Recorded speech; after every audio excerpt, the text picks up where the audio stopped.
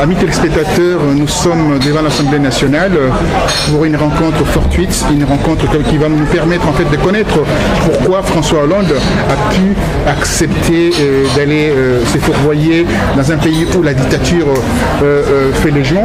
Alors nous allons nous entretenir brièvement avec le docteur Lévy.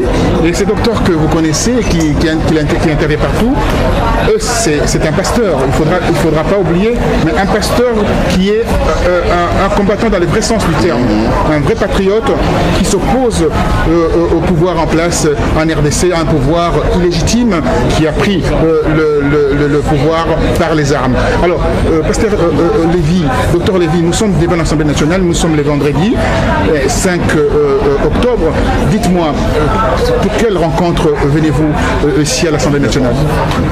Nous sommes venus, merci beaucoup M. Bongos, c'est un plaisir pour moi de répondre à vos questions aujourd'hui. Nous sommes ici à l'Assemblée nationale, on va être reçus dans moins de 10 minutes par le député national Olivier Faure, qui est le conseiller spécial du Premier ministre Jean-Marc Ayrault et le partenaire d'un travail avec le président de ce pays. Nous sommes venus pour pouvoir nous plaindre auprès de ce député qui nous a donné ce rendez-vous, lui parler du voyage du président François Hollande au Congo pour lui rassurer que ce n'était pas les bons choix, ce n'était pas les bons moments. Alors nous attendons de rentrer, nous sommes dans l'attente de pouvoir lui dire toutes ces choses-là et nous croyons que déjà le président est au courant que nous devons venir, le Premier ministre est déjà au courant qu'on devait venir voir son conseiller et nous pensons que les choses vont peut-être aller dans le sens où nous le voulons. Au jour d'aujourd'hui, c'est déjà trop tard pour que Hollande ne parte plus. Parce que comme vous le savez, c'est toujours M. Bongos qui est dans le bain depuis très longtemps. Vous savez que la France a besoin d'argent. Et cet argent peut sortir que de chez nous. Alors au jour d'aujourd'hui, nous ne pensons plus possible que Hollande ne parte plus. Il partira, mais c'est que nous voudrions que les cartes changent, que les choses changent, qu'au moins Hollande puisse dire la vérité à travers son séjour à travers son séjour au jeune président qui est chez nous, qui se maintient toujours au pouvoir par tous les moyens. Et nous pensons que M. Hollande va le faire. C'est ce que nous sommes venus faire ici. Je pense qu'après notre rendez-vous avec le député, et vous aussi, M. Bongos, vous allez être des nôtres. Vous allez aussi poser des questions à ce député national. Et vous vous rendrez compte par vous-même que nous sommes en train de faire ce que nous pouvons à notre échelle pour que notre pays ne continue plus à subir ce qu'il est en train de subir. Merci pour votre présence aujourd'hui à côté de nous. Nous avons le pasteur François qui est avec nous et avec son épouse, Mama Sylvie. Nous sommes venus ensemble avec mon vieux qui vient d'arriver, qui a été un ancien gouverneur d'une province de notre pays. De Maniema. De Maniema, oui, et qui est ici en fuite. J'ai pu regarder sa main qui a été torturée. Il a été arrêté au pays, torturé. Et c'est malheureux quand nous voyons des gens comme ça, 63 ans, il fuit son pays, il fuit la mort, il vient 63 ans. C'est une tête, c'est une bibliothèque qui devrait rester chez nous. Mais il fuit parce qu'on n'a pas besoin de lui là-bas. C'est très grave qu'on fasse fuir des têtes comme ça. Et nous sommes ensemble avec lui. Nous allons pouvoir aller voir le député tout à l'heure. Merci beaucoup. J'essaie de diriger ma caméra vers l'ancien gouverneur du Maniema. Oui, on arrive. On arrive juste. Pouvez-vous vous présenter rapidement parce qu'on va partir. Moi, je m'appelle Jacques Chabani Ramazani du Maniema. Merci à tous. J'ai été aux premières loges de la lutte contre la dictature au niveau de la République démocratique du Congo. Depuis que Kabila est arrivé, Kabila le père comme Kabila le fils.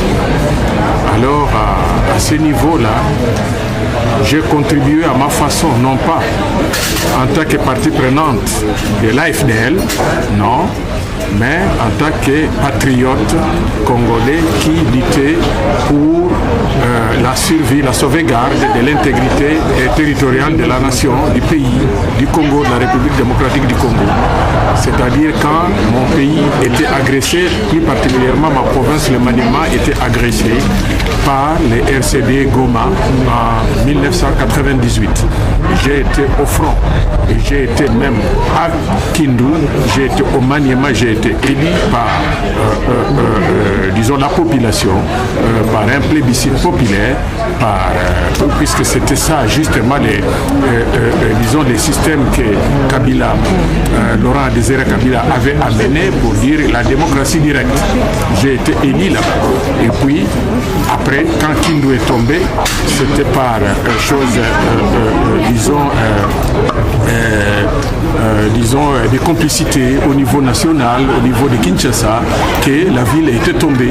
Je me suis retrouvé à Kinshasa et puis Kabila, Laurent Désiré Kabila, de son vivant, me demandera de repartir au front pour reconquérir le Maniema à partir de l'Odja, la province du Kasaï oriental. Et j'ai été, et les témoignages sont là, vivants, et les photos, et ainsi de suite, tout ça. Et puis maintenant, je me retrouve, disons,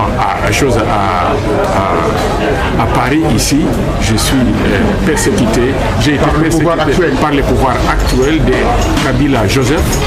J'ai été persécuté parce qu'il m'a renvoyé là-bas et puis il a même refusé de me payer mes indemnités pendant 3 ans, de 1998 jusqu'à 2001, pendant que son père était décédé. Et quand j'ai réclamé, et alors il m'a arrêté, il m'a fait des sévices et tout ça au niveau de sa police politique et tout ça, etc. Bon, je me retrouve ici en exil. Merci beaucoup. Oui. On va aller voir le député. Oui. Et avant d'aller voir le député, nous allons nous retrouver avec notre pasteur, le grand pasteur François, qui bien sûr fait un travail formidable, celui qui est l'initiateur de cette rencontre aujourd'hui avec le député. Nous sommes contents que le pasteur s'est réveillé aujourd'hui pour porter haut cette voix qui est inaudible. Et aujourd'hui, avec la voix du pasteur, je pense que nous aurions aujourd'hui la vraie solution à nos problèmes. Donc la liberté n'est pas très très loin. Merci pasteur. Pouvez-vous dire un mot avant de partir voir le député en question? Je bénis Dieu pour ce qu'il a permis. C'est vrai que nous voyons même dans la Bible que les grands hommes comme Isaïe, ils ont travaillé dans des grands palais. C'était des hommes importants qui ont pu apporter quelque chose pour leur pays. Donc c'est ce que nous avons fait. On croit que nos compatriotes doivent savoir qu'il y a des pasteurs qui travaillent dans le silence, qui ne sont pas des collabos. Et moi, que je suis là avec ma femme, donc vous me voyez, et j'ai essayé d'organiser ces choses pour que les choses avancent pour notre pays. Et bientôt, je pense que c'est la libération, parce qu'on est en train de convaincre les autorités de ce pays. C'est dans la paix, dans la sérénité qu'on arrivera. Mais pourquoi d'autres pasteurs ne suivent pas votre chemin? Là, vous édifiez quand même les Congolais de la diaspora, tous ces mondes qui indexent, si vous voulez, ces pasteurs qui sont des turiféraires, qui sont de proches de ces pouvoirs. Mais qu'est-ce que vous pouvez leur dire aujourd'hui à ces pasteurs? C'est que je peux leur dire que l'air est grave pour notre pays, parce que c'est vrai que nous sommes en France, nous vivons ici, mais ils doivent se rendre compte que nous ne pouvons pas prêcher tant qu'il n'y a pas la paix chez nous. Donc Jésus nous a donné un message de paix, oui, bien sûr que oui, mais je pense que j'ai réfléchi des gens comme Martin Luther King, qui ne se sont pas laissés faire, qui ne sont pas restés derrière leur chair pour prêcher, mais qui ont essayé de dire des choses plus haut que ce que d'autres peut-être pensent plus bas. Et voilà, c'est dans ce sens-là que j'aime tellement mon pays que je pense qu'il faut faire quelque chose. Donc s'ils veulent bien, ils n'ont qu'à nous rejoindre pour qu'on arrive à être plus fort. Faire bloc et pouvoir mettre hors de tête d'ennemi cette imposture qui est à la tête du pays. Tout à fait. Merci beaucoup. Je fais un focus sur le pose, bien entendu, le pasteur qui l'accompagne en tant que combattante, aussi patriote. Patriote dans l'âme et dans le cœur. Il ne faudra pas oublier, parce que c'est ça qu'on appelle la mixité aujourd'hui en France, où nos enfants métis vont pouvoir être la prochaine génération de ce pays. N'est-ce pas, madame? Il faut dire, c'est vrai que je suis française, hein, mais mon cœur aussi appartient au Congo. Il faut dire que la souffrance, elle n'a pas de couleur. Les femmes, les hommes, les enfants qui souffrent au pays, ils n'ont rien demandé. Et c'est mon rôle aussi. Le rôle de mon pasteur, c'est aussi d'épauler son mari. Donc je le fais sans être forcée, je le fais avec mon cœur de maman, je le fais avec mon cœur d'épouse, de maman pasteur. Et l'œuvre de Dieu ne s'arrête pas seulement aux quatre murs d'une église. L'œuvre de Dieu est aussi à l'extérieur, non seulement de la frontière, mais aussi aux frontières des autres pays. Donc c'est vraiment avec fierté que je supporte ce combat pour que toutes les mamans, tous les enfants, tous les hommes du monde soient libres et vivent sans crainte, sans douleur, sans se faire martyriser, sans se faire violer, sans se faire tuer, sans que les enfants voient leur père tué sous leurs yeux. Donc c'est vraiment mon combat et je porte très fièrement ces drapeaux. Alors, quand vous portez très fièrement ces drapeaux, nous allons vers le drapeau de la République pour rencontrer le député. Merci.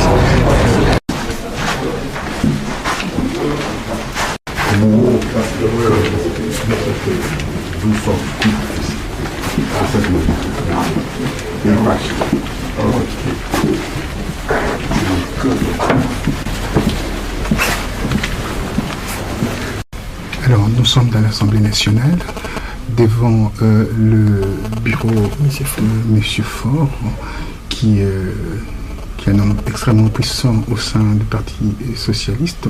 On va être reçu là. Vous avez ramené quoi avec vous dans votre mallette? Donc nous avons un mémo pour pouvoir encore essayer un peu de bouger les choses même jusqu'à la dernière minute. Donc nous ne voulons pas baisser les bras et que c'est un homme compréhensible. Et puis je pense qu'il a un sens, vraiment il est crédible, c'est quelqu'un de sérieux et il a envie de nous aider. D'accord, voilà. Donc on va être reçu dans quelques instants. Bien sûr que oui. Chez M. Fort, tout à fait. Ils organisent la salle pour la réception. Très bien, donc je pense que vous avez fait un travail formidable. Le pays vous rend hommage par rapport à ce travail de lobbying que vous venez de faire. Et vous accompagnez en plus, vous êtes accompagné par votre épouse pour que les choses qu'on essaie de joindre l'utile et l'agréable. Tout à fait. Voilà, merci à vous. Donc on va être reçus là, amis téléspectateurs, voilà, on va être reçus. Nous sommes dans le temple de la liberté où le peuple parle, où les représentants du peuple parlent au nom de ce peuple et où on souhaite également cette représentation soit installée en RDC. Merci à vous. Merci. Nous sommes dans l'Assemblée nationale, ici, devant le bureau du M. Faure, et on va être reçu là. Quelle est votre partie par rapport à cette réception? Première impression? C'est une joie d'être dans le cœur où toutes les lois sont votées en ces lieux. Nous sommes dans le cœur de la France. M. Faure va nous recevoir bientôt. Il y a un mémo qu'on a mené, que j'ai signé, qui représente tout le travail que nous faisons dans ce pays, pour notre pays et pour notre peuple. Notre souhait, c'est que le peuple soit entendu aujourd'hui au travers de chacun de nous, au travers de cette délégation. Et nous croyons que incessamment là, nous allons rentrer pour pouvoir être entendus par le député national, M. Faure.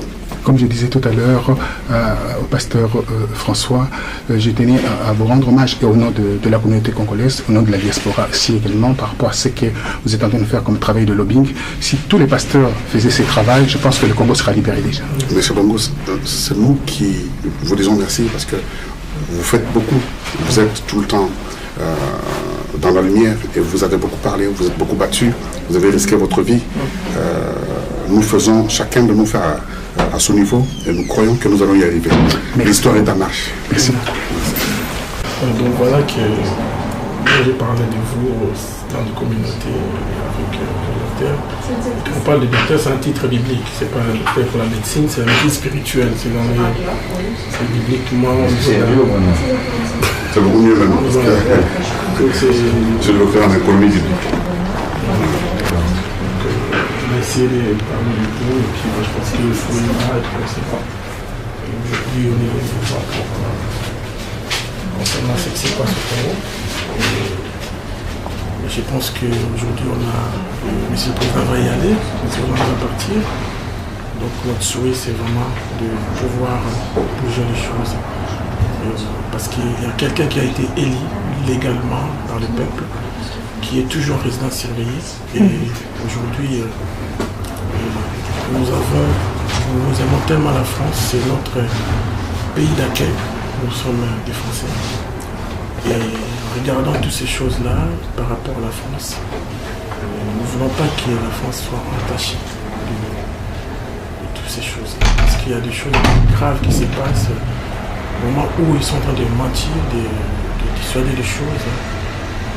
Donc on aimerait bien que le président Hollande, lorsqu'il partira le 12, qu'il puisse vraiment dire des choses comme il faut et qu'il puisse reconnaître celui qui a été élu légalement, qui s'appelle M. Etienne Tshisekedi Lumumba, qui est le président élu et qui est encerclé jusqu'aujourd'hui.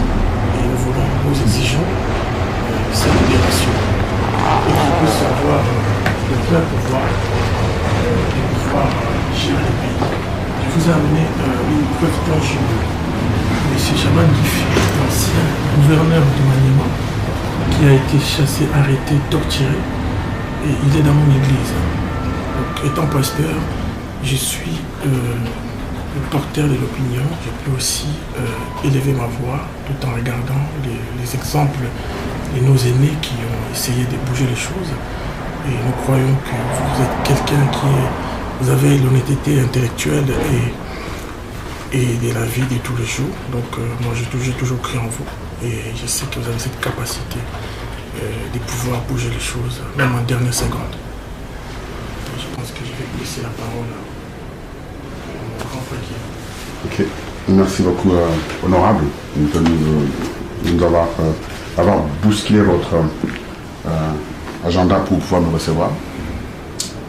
Moi, j'étais avec vous quand M. Jean-Marc Ayrault est venu faire la campagne à Savigny-les-Temples, dans la salle millénaire. On s'est dit bonjour, et puis j'ai pris des photos avec M. Jean-Marc Ayrault, l'actuel Premier ministre. Ce jour-là, je vous ai dit que nous ferons tout pour pouvoir que vous deveniez notre député, notre communauté. Ça a marché. Parce que nous vous avions promis et nous avons fait cela. Nos enfants vous ont voté. Nos femmes vous ont voté. Nous avons parlé dans nos églises en disant cet homme, il a l'honnêteté intellectuelle vraiment avérée et nous voudrions que lui devienne le prochain député national dans la majorité prochaine. Et nous avons fait notre part. Et nous sommes tellement heureux d'être là aujourd'hui devant vous. Parce que être devant vous, c'est reconnaître aussi que le travail a été bien fait. Et vous êtes quelqu'un qui parle bien. Vous avez bien parlé ce jour-là. Quand vous avez fait les meetings au millénaire à Savigny. Là, je suis le vice-président de la communauté de pasteurs en France. Tout le pasteur d'origine congolais, je suis le vice-président actuel. Je suis l'initiateur de la pastorale et le vice-président actuel. C'est une association qui regroupe tout le pasteur d'origine congolaise en France. Et nous avons amené avec nous un mémo qui a été écrit, que nous vous amenons, avec d'autres photos que le pasteur François a voulu bien prendre avec maman Sylvie. Il y a un mot dedans qu'on a écrit pour vous expliquer ce que nous faisons. Les paroles s'envolent, les écrits restent. Notre souhait aujourd'hui, c'est de pouvoir vous dire que le pays dans lequel notre président, qu'on a élu, pour lequel on s'est battu, moi je peux vous montrer des SMS qu'on m'a envoyés par des gens de droite, que j'ai gardé jusqu'à aujourd'hui. Comment on a géré l'actuel président en nous disant nous comptons sur vous, vous le pasteur d'origine congolaise, on va vous aider. J'ai des SMS, je vous les donnerai les copies. On leur a dit non, c'est lui qu'on veut. Parce que, et laissez-moi vous dire, M. Faure, les jours où M. François Hollande a été élu président, dans mon pays où il part, ce soir-là, les gens ont ouvert le champagne. C'est comme si on avait élu le président du Congo. Les gens ont ouvert le champagne dans mon pays. J'ai des amis à Miami qui ont ouvert le champagne. Nous, on ne boit pas, mais on a ouvert le champagne ce jour-là en disant waouh, enfin, quelqu'un qui nous écoutera, qui nous entendra. Mais le jour où il a décidé de partir chez nous pour la francophonie, ça a été comme un coup de massue. On s'est dit waouh, qu'est-ce qui lui arrive? Qu'est-ce qui lui arrive? Pourquoi il ne parle pas ouvertement pour dire qu'il est contre ce qui se passe là-bas?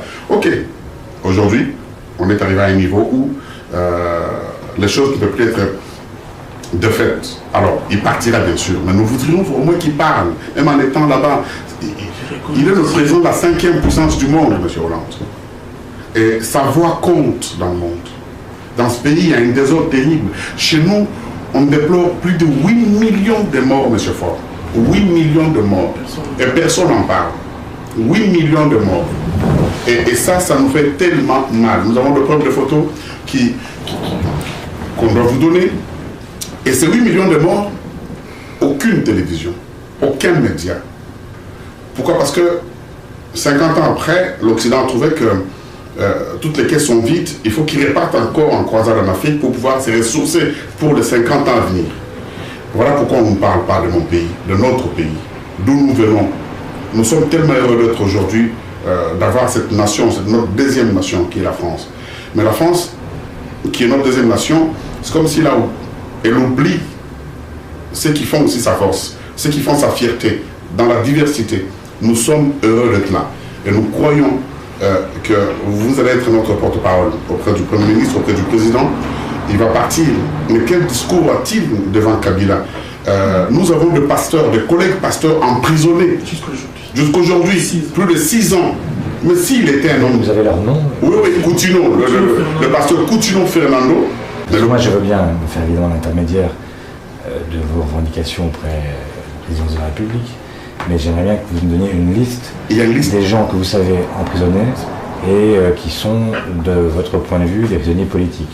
Voilà, qu'on puisse, comme ça se fait, parce qu'il y a des visites qui sont des visites protocolaires et qui sont assez inévitables, mais il y a deux façons de partir dans un pays. Il y a une façon qui est de dire, bon, je ferme les yeux, et puis une façon de dire, je viens, je vous reconnais comme interlocuteur malgré tout, mais voilà la liste, ce qu'on a fait dans d'autres pays du monde jusqu'ici, et qui est une façon de marquer une distance diplomatique aussi, de dire je viens, mais ça ne veut pas dire que je vous reconnais dans votre entière. Voilà, c'est tout ça, c'est vraiment de pointer cette chose-là, parce qu'au jour d'aujourd'hui, si je me permets de ravir la parole, on a vraiment envie que nous on parle tellement de la France, que la France nous a beaucoup apporté.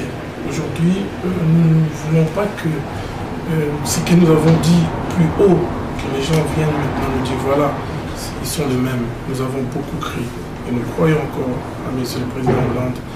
Et toute notre vie, on a beaucoup milité, la France nous a beaucoup appris. Et nous voulons que ces gens-là, même si aujourd'hui ils vivent avec $1, au moins demain qu'ils arrivent à vivre avec des dollars par jour. Et quand on voit ces mêmes présidents qui s'est dit président, qui détruit le pays, qui tue sans retenir. Aujourd'hui où je vous parle, le pays est bouclé. La République Kinshasa, la capitale, est bouclée. Nous sommes informés à chaque minute, à chaque heure. Nous sommes prêts aujourd'hui. Si il y aura des gens qui veulent bien nous aider pour pouvoir faire partie de cet imposteur, qui n'est même pas congolais, qui est là pour pouvoir déstabiliser le pays. Nous voulons que M. Hollande, son départ aujourd'hui, nous avons des sites, il y a des gens qui parlent, qui comptent beaucoup sur lui. Mais ça sera une grande déception si il n'arrive pas à faire quelque chose pour ces pays maintenus pendant plusieurs années. Alors, j'ai un mémo ici que je dois vous remettre tout à l'heure. Vous lirez vous-même des choses que le travail que nous faisons ici en tant que le responsable spirituel dans ce pays, les pasteurs. Nous avons un rôle aussi social dans ce pays. Beaucoup d'enfants qui étaient de délaissés, aujourd'hui, ils ont retrouvé, ils ont été resocialisés, comme j'invente les mots peut-être. Beaucoup d'enfants qui étaient hier vendeurs de drogue, qui volaient dans des banques, ils prient dans nos églises aujourd'hui, qui sont des Français, des enfants nés ici, grandis ici, parce que personne ne les a écoutés. Nous, église de la diaspora, nous qui sommes venus d'ailleurs, nous leur disons un autre discours en leur disant, vous n'êtes pas laissés pour compte, vous pouvez y arriver. On leur donne des exemples de gens comme vous, M. Faure, comme M. Hollande, comme tous les autres, en leur disant, regardez, personne ne les a aidés, ils se sont battus pour arriver là où ils sont. Battez-vous. Aujourd'hui, dans nos églises, il y a des enfants qu'on a récupérés du monde, dans notre jargon, qu'on a récupérés dans la délinquance, et qui sont là avec nous, et qui travaillent, qui participent maintenant au bon fonctionnement de ces pays. Ces choses-là, nous les faisons presque tous les jours. Nous le faisons tous les jours. Et notre visite aujourd'hui, c'était pour pouvoir vous dire ces choses, en vous donnant aussi ces mémos et vous dire, s'il vous plaît, nous pensons que la solution est encore possible. L'issue est là. Le président François Hollande vous écoute. Le Premier ministre vous écoute. Ce n'est pas d'aujourd'hui que vous êtes avec eux. Nous pensons que votre voix compte. Aidez-nous à sauver des milliers. Aidez-nous à ce qu'on parle de ces 8 millions de morts. Aidez-nous à ce que ces pays, on parle de la paix dedans. Aidez-nous à ce que le pasteur arrêté, dont les noms comme Coutinho, Fernando, des gens comme ça soient libérés. On ne peut pas parler de la paix. Et pourtant, il y a des gens emprisonnés pour rien. Parce qu'ils ont osé un jour critiquer. À la radio nationale dans notre pays, d'origine du Congo, à la télévision nationale, aucun opposant n'a le droit de parler. Mais pourtant ici, sur la France 2, vous parlez vous tous, gauche, droite, extrême gauche, Front National, tout le monde est invité. Mais chez nous, il y a un autre député national comme vous, M. Faure, qui est kidnappé. Et donc, on ne sait même pas où il est, M. Djomi Dongala. On ne sait pas où il est au jour d'aujourd'hui. On a fait trop de recherches, on ne sait pas. Il n'y a aucun signe de vie. C'est de la démocratie chrétienne. Il est président d'un parti politique qui est la démocratie chrétienne, député national en plus. Disparu. Et c'est connu de tout le monde. De la ville de Kinshasa. Dans la ville de Kinshasa. C'est une preuve tangible. Il est là, il fut un gouverneur qui a été arrêté par les jeunes Kabila, qui l'a mis en prison, qui l'a torturé. Aujourd'hui, il est demandeur d'asile en France. Vous voyez, ce qu'il parle aussi. Bon, j'ai travaillé par patriotisme dans mon pays en 1998, quand les RCD Goma s'est rebellé contre les pays, le Congo. Ils ont pris presque l'est du pays en 1998, le 2 août 1998. Je suis descendu chez moi au Maniema parce que j'ai une popularité extraordinaire là-bas parmi les jeunes pour mobiliser l'autodéfense populaire, c'est-à-dire ce que vous avez appelé ici la résistance que vous avez vécue à l'époque. Nous l'avions fait là-bas, à notre risque. Moi, je ne suis pas militaire, je n'ai pas été formé à l'armée, mais j'ai commandé les régions militaires là-bas, à cause de ce patriotisme.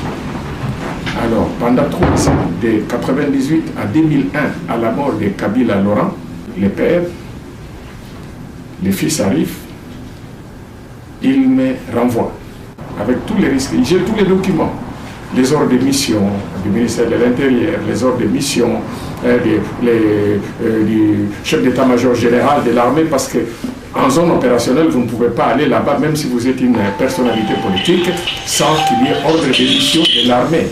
Donc je me suis investi, il y a même des photos où j'ai dirigé les troupes, j'ai commandé tout ça. Alors, donc, dans tout ça, j'ai risqué beaucoup. Et j'ai même attrapé la maladie là-bas. Quand je suis rentré, on m'a abandonné. En 2000. Alors, j'ai quitté. Alors, j'ai compris qu'il y avait un problème entre lui et moi. Parce que quand il était chef d'état-major intérimaire des forces armées, au moment où Laurent Désiré Kabila était président de la République, j'étais dans son bureau. Je suis venu faire les rapports de la région du Maniema, qui était en guerre. Alors, pendant qu'on parlait, je lui ai dit ceci. Monsieur le chef d'état-major, je trouve que vous conduisez très mal la guerre. Parce que nous n'arrivons même pas à récupérer une position quelque part, malgré les moyens logistiques qui sont mis à la disposition de l'armée. Alors je trouve que vous devez être complice. Je lui ai dit de front comme ça, dans son bureau, avec témoin, mon vice-gouverneur était là, il y avait un commandant militaire qui était là, qui venait aussi du Maniema avec moi, dans son bureau climatisé. J'ai dit non, je trouve que vous êtes un ennemi, vous êtes complice avec l'ennemi. Alors il s'est rétracté pendant quelques 5 minutes, il n'a pas parlé. Et puis après il est revenu à la charge. Monsieur le gouverneur, pourquoi vous dites que je suis ennemi? Il m'a dit oui, parce que vous conduisez très mal la guerre. Vous, en tant que chef d'état-major général, vous ne visitez aucun front. Comment vous saurez que l'argent des soldes des militaires que vous envoyez là-bas est payé légalement? Vos agents payés reviennent avec cet argent à Kinshasa. Les militaires sont démotivés. Alors, comment voulez-vous, vous ne pouvez pas vous rendre là-bas? Maintenant, je viens demander des armes ici, parce que ces armes-là sont sollicitées par les militaires pour qu'on fasse la contre-offensive à partir de l'Odja. la province la Kassai occidentale, l'autre province du Kassai oriental, pour aller conquérir ma province, mais je demande les armes. Moi, je suis chez eux. C'est pour les amener là-bas. Mais ces armes-là, comment vous saurez qu'ils sont arrivés à bon port? Si vous n'arrivez pas là-bas pour vérifier et tout et tout. C'est pourquoi je vous dis que vous êtes un ennemi. Alors, depuis ce temps-là, son père est mort. Alors, il va garder rancune. Et puis, la première personne parmi la vague des collaborateurs qui ont été avec son père, j'étais parmi ces groupes-là. Alors, quand j'ai sollicité l'audience, il a refusé. Je lui ai fait un mémo. Je lui ai fait mes déclarations de créances pour me payer. Il n'a même pas voulu écouter. Il a demandé à son général Banze de m'arrêter. J'ai fait 2 mois de géol là-bas, au Kanchachi, en souterrain. Et j'ai été tabassé, il y a eu des problèmes. Voilà. J'ai été fracturé ici. Normalement, mon doigt était là. Mon annulaire était comme ça. Voilà. J'ai 63 ans d'âge. Je ne pouvais pas m'imaginer qu'un jour que je pouvais me retrouver en exil ici. Avant, j'étais arrêté à cause de mon salaire, où on m'a torturé, on m'a fait ceci, et puis plusieurs fois, au moment où on était à la Commission nationale électorale indépendante pour exiger les fichiers électoraux, la révision, on était arrêté. Plusieurs fois, avec les Dio Mindonga, là, avec les Fayoulou, qui a disparu aujourd'hui d'ailleurs. Oui, qui a disparu. Il y a eu des élections en 2011, novembre 2011. Il y a eu 30 000 observateurs de l'Église catholique. La SADC qui est venue, l'Union européenne a délégué, bien entendu, 2 observateurs pour superviser ces élections. Il y a eu également Fondation Carter. La fondation, voilà, je voulais venir là-dessus, Fondation Carter par rapport à cela. Alors, dans tout cela, il y a eu un rapport qui a été pondu. Clairement, qu'il y a eu tricherie, il y a eu de graves irrégularités. Ça, c'est la terminologie qui a été utilisée. Ces irrégularités demandent à ce que les élections soient invalidées, dans le sens où ils ont vérifié qu'il y avait le bourrage des urnes, il y a eu des doublons au niveau de la liste électorale, et également faire voter des enfants. Ça, c'est des choses qui ont été identifiées au niveau international. Moi, je vais rester dans le cadre international, je vais rester dans le cadre juridique. De là, bien sûr, il y a eu la répression. Par rapport à cette répression post-électorale, un autre rapport qui a été pondu par Human Rights Watch, par Amnesty International et les Nations Unies. Ces rapports étaient édifiants par rapport aux exactions graves commises en RDC. Les assassinats des opposants, des enfermements extrajudiciaires, des enlèvements. Et tout cela, c'est répertorié. Moi, il faut tenir compte d'une seule chose. Aujourd'hui, Ndiom Bidonga, là, que vous parlez de ce que le pasteur parle de ces députés qui étaient arrêtés. Alors, ces députés voulaient en fait mettre en place un sommet parallèle à ces sommets qui aura lieu en RDC. Pour dire aux gens qui vont venir que ce que vous voyez là, ce n'est pas ça qui se passe. C'est la raison pour laquelle il est mis à l'ombre. Hélène, est-ce que tu pourrais essayer de trouver votre téléphone de Romain Nadal à l'Élysée? Si son numéro est, je puisse l'appeler. C'est un des conseils diplomatiques de François Hollande. Voilà, je m'arrête là, je ne veux pas trop aller loin. Vous avez tous les éléments. Si vous allez avec bien entendu le fil conducteur que le docteur vient de vous remettre, ça va vous permettre d'aller beaucoup plus loin dans vos recherches sur la RDC. Le président Hollande va dans un pays des non-droits. Il n'existe pas les droits. C'est abusivement qu'on appelle République démocratique du Congo. Non. Donc, vous avez eu besoin de nous voir maintenant, on a besoin de votre voix parce qu'il ne faudra pas que le président Hollande, même s'il va quelques heures dans ce pays-là, il faudrait que ces heures-là soient fructueuses. Parce qu'on se permet, moi qui suis française, je me permets de mener ce combat auprès de mon mari. c'est parce que je vis aussi au quotidien en relation avec plusieurs journalistes, on est en relation avec le peuple du Congo. Donc c'est vrai que... Vous avez des liens avec RSF? Donc on travaille avec des ONG là-bas, avec des associations, que nous travaillons ensemble avec eux. Donc, moi je pensais à RSF parce qu'ils travaillent sur l'ensemble du globe. Et les informations, si vous permettez, M. Fort, dans les mémos que nous avons ramenés, vous avez des morceaux du monde. Il y a un journaliste français, je crois, qui est à l'est, au cœur de la guerre. Il est en train d'expliquer qu'il est en train de témoigner des viols. Vous allez voir, il y a une image qu'on vous a ramenée, une femme déchirée du dos. On est en train de violer des gamins de 4 ans, qu'on est en train de tuer. Et tout ça, c'est complicité avec Kabila. Lui-même, il craille ses guerres. Après, il dit que c'est d'autres personnes qui agressent pour qu'il reste au pouvoir. Voilà, le peuple actuellement si on se permet de nous faire de faire ce combat ici, c'est parce que le peuple ne peut pas se défendre. Si le peuple ose lever le ton de sa voix, ils sont torturés. Il y a des femmes qui sont enceintes, qu'on ouvre le ventre, qu'on laisse sur le bas-côté avec le bébé par terre, des femmes qui sont violées, des hommes qui sont martyrisés devant leur enfant. Outre que cela, le peuple a faim, le peuple n'a pas d'électricité, le peuple n'a pas d'eau. Et lui, il se permet de se mettre devant et puis de dire que c'est le président modèle, alors que c'est le président qui n'a pas été élu par le peuple.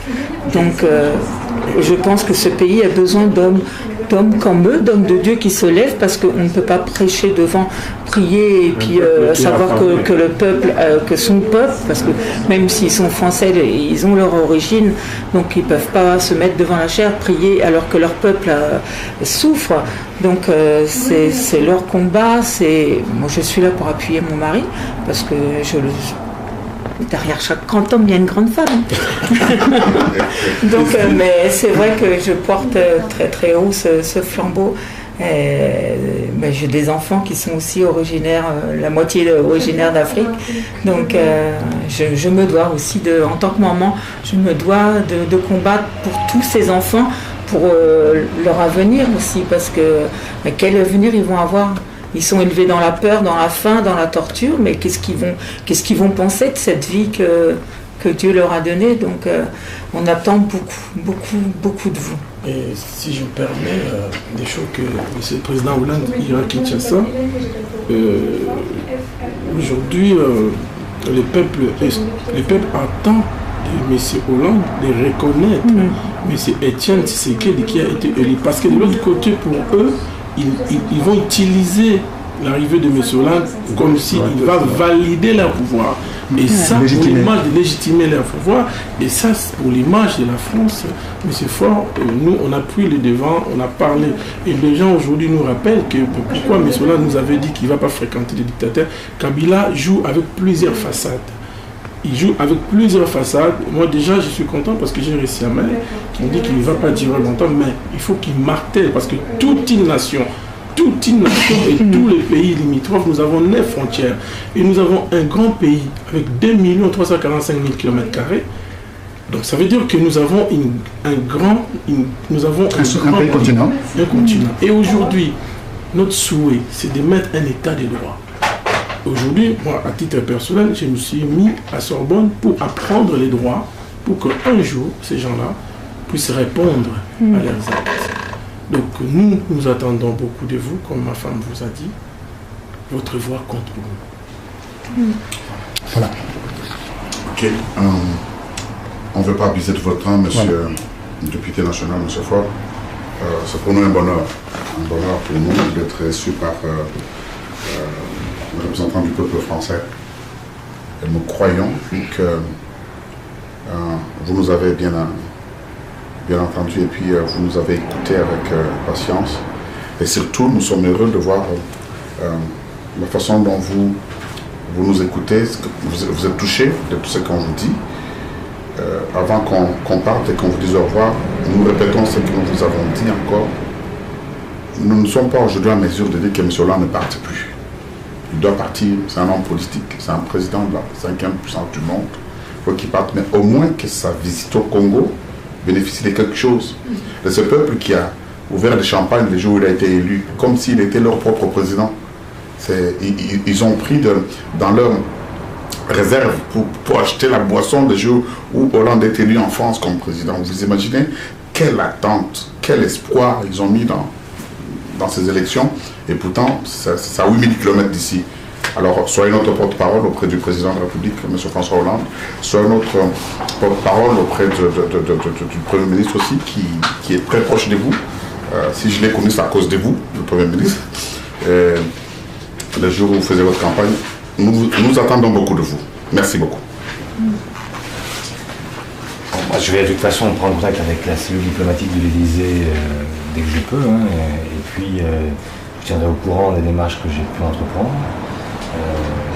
Il va de soi que même ce qui se passe à 8000 km de la France m'intéresse, parce qu'on est la nation des droits de l'homme, parce qu'on est la nation qui peut se vanter d'avoir porté quelques principes au plan universel, et nous avons aussi une histoire commune avec l'Afrique et avec le Congo. Et donc il va de soi que ce qui se passe là-bas ne nous est jamais indifférent, et de toute façon, ne serait-ce que par solidarité avec l'humanité. Il n'y a pas un peuple qui soit étranger à notre attention, à notre volonté de rendre vraiment universel les droits de l'homme et du citoyen. Donc moi, je vais essayer de voir ce qu'il est possible de faire. Le président de la République se déplace, vous l'avez compris, pour un sommet de la francophonie, donc il n'a pas décidé le lieu. Je ne pense pas que ce soit lui qui ait décidé du lieu. J'imagine que les arguments pour que ça se fasse en République démocratique du Congo, il s'y rend comme il se rend dans d'autres pays, malheureusement, qui sont des pays peu démocratiques, parce que le président de la République, quelle que soit sa propre trajectoire et sa propre identité politique, il est obligé de dialoguer avec ceux qui sont en place et d'essayer de nouer des contacts qui peuvent être des contacts utiles pour des transitions démocratiques, etc. etc. Donc, moi, je lui remettrai la liste des personnes dont vous avez connaissance, qu'elles sont à ce jour détenues contre leur gré et hors de tout droit commun, hein, qui sont de tous les prisonniers politiques dont vous avez connaissance qu'ils sont aujourd'hui enjôlés. Et donc, faire en sorte que cette liste puisse être remise au président Kabila, qu'il comprenne que la venue de la France n'est pas un blanc-seing donné à sa politique et à ses pratiques. Voilà. Donc, juste pour finir, général Sampillon, vous dire qu'il y a plusieurs personnes des droits de l'homme qui sont assassinées. Il y a l'histoire de Chéléa, qui a été porteur de sans-voix, qui vivait en Belgique, qui a été assassiné. Allô? Oui, je suis désolé, je vous ai parlé depuis ce matin parce que je suis tout le temps en rendez-vous. Je suis encore en... La ministre Begini est partie, mais ils l'ont menti, ils l'ont juste menti. Mais Hollande avait demandé que les choses soient dites par rapport aux droits de l'homme, rien n'est fait.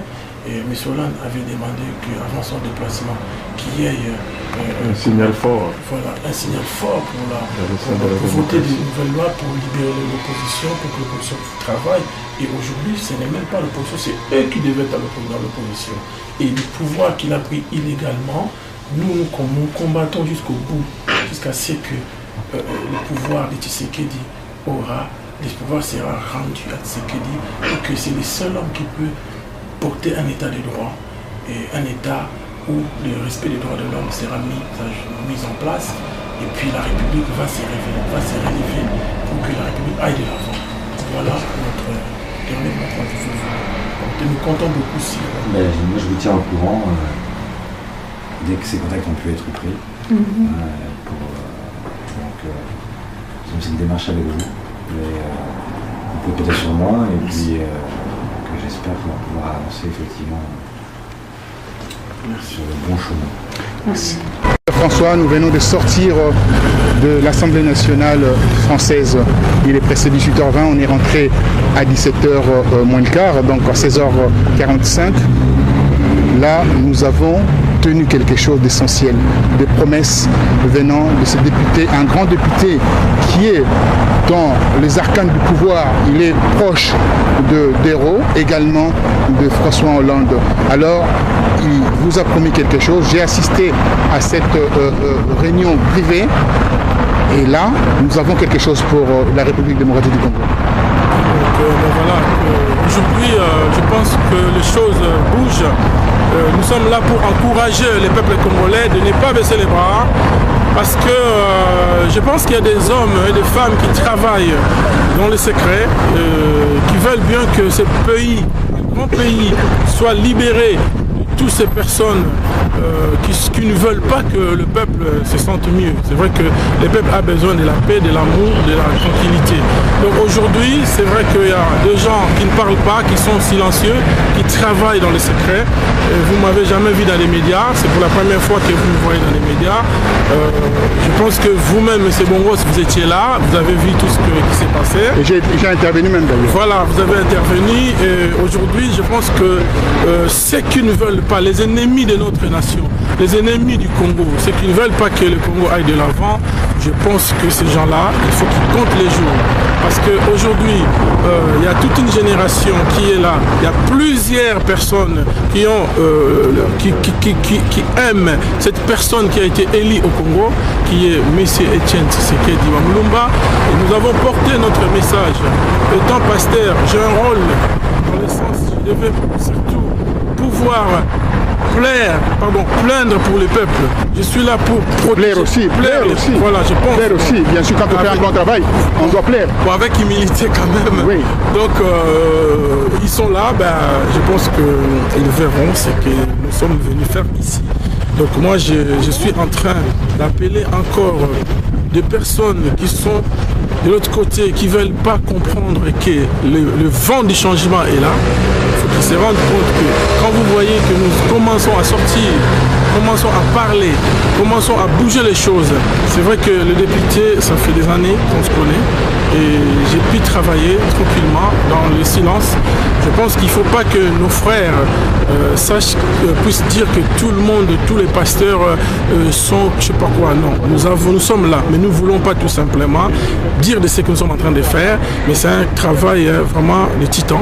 Je pense que M. Bongos, vous étiez là et je pense que vous êtes un homme heureux ce soir par rapport à tout ce que vous avez entendu. Et bien moi, je suis là avec humilité. Vous êtes journaliste que je respecte beaucoup. Si je vous ai invité parce que je connais vos talents. Merci à vous et je suis ravi de vous avoir accompagné dans ces périples qui font date, ces périples. Et je dis à voix haute que sortant de ces palais du peuple, nous venons de franchir un grand pas pour l'humanité. Je pense que la francophonie, c'est vrai qu'au départ on ne comprenait pas quoi. On disait voilà que Hollande nous a trahis, voilà que la France est cela, mais je me rends compte qu'il y a... À chaque chose malheur est bon. Peut-être on avait cru que c'était un malheur, mais peut-être ça peut être un bonheur pour nous demain. Donc nous sommes des croyants, nous sommes des chrétiens, nous avons un grand pays comme le Congo, nous avons un peuple formidable qui ne baissera pas les bras, qui va continuer à se battre. Et moi j'encourage tous nos frères de continuer à travailler et d'avancer vraiment pour la gloire de notre Dieu et pouvoir aussi porter notre pays, le Congo, pour la délivrance totale. Merci à vous, merci. L'histoire nous le dira à la suite. Merci à vous. Merci. Docteur Lévy, merci beaucoup. Merci infiniment que vous soyez là. Docteur Lévy, pour les gens qui nous suivent, c'est docteur en théologie, quelqu'un qui maîtrise parfaitement la Bible. Il n'a pas reçu l'onction, mais il est vraiment dans l'écriture, dans les dogmes. Voilà, il nous a accompagné ici pour voir le député à l'Assemblée nationale. Nous sommes contents de ce qu'il a pu dire. Il a édifié le député fort. Alors, votre mot de la fin? Mon mot de la fin, c'est que je voudrais dire à mon peuple congolais que l'histoire est en marche. L'histoire est en marche, qui ne se fatigue pas. Nous nous battons, chacun de nous à son niveau. Nous faisons ce que nous pouvons faire, ce qui est capable à faire, qu'il puisse vraiment, se fortifier parce que l'histoire est en marche. Nous arrivons Ça peut prendre un jour, ça peut prendre 2 jours, ça peut prendre 1 mois, mais l'histoire est en marche. Nous venons d'un très grand rendez-vous, de quelqu'un de très grand. M. Bongos, vous avez été témoin du coup de fil qui a été passé sur place, dans le bureau du député national. Et vous en parlerez vous-même parce que vous savez bien parler. Mon dernier mot, c'est que l'histoire est en marche. Mon peuple, fortifiez-vous. La délivrance arrive. Nous croyons.